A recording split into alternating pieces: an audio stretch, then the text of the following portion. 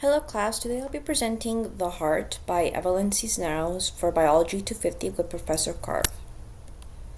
And the table of contents, basically what we'll go over is the gross anatomy of the heart, function of the heart, and diseases that affect the heart.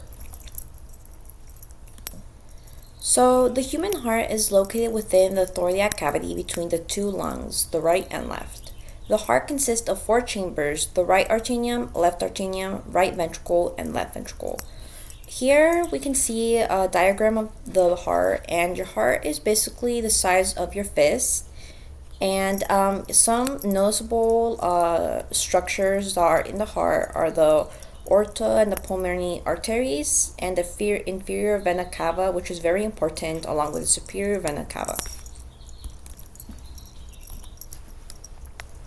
The right and left arterium contract to push blood into the lower chambers. The right ventricle pumps the oxygenated blood into the pulmonary trunk. And the pulmonary trunk is right over here where you can see my clicker in the image.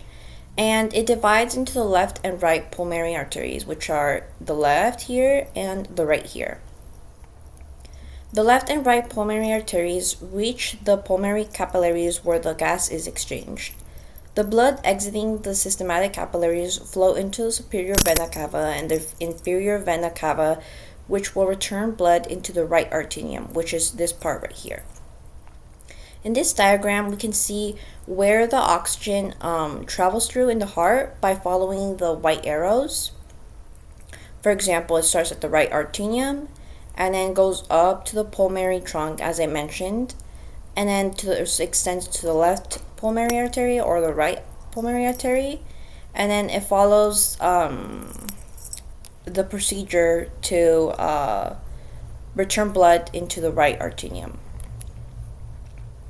So precardium is the membrane that surrounds the heart, and it consists of the outer fibrous precardium and the inner serous precardium.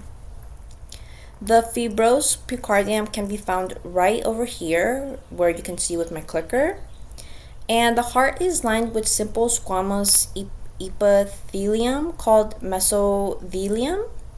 And basically the structure of the heart consists of the endocardium, which is the outer layer, the myocardium, which is the middle layer, and epicardium, which is the layer that is closest to the heart. And in this diagram, we can see some of the noticeable structures in the heart, such as the aorta, which is this big right little arch that's on top, the superior vena cava and the inferior vena cava, and also the left pulmonary artery, the right pulmonary artery. And this little like leaf-shaped structure is the right arterium. And this is the left arterium right here. And this is another diagram that I added because it's very interesting to see, like, if you cut the heart, you can see the structure inside, and you can see the difference between how this structure, when you cut it, this is the right arterium, which is basically this leaf-shaped structure that I mentioned.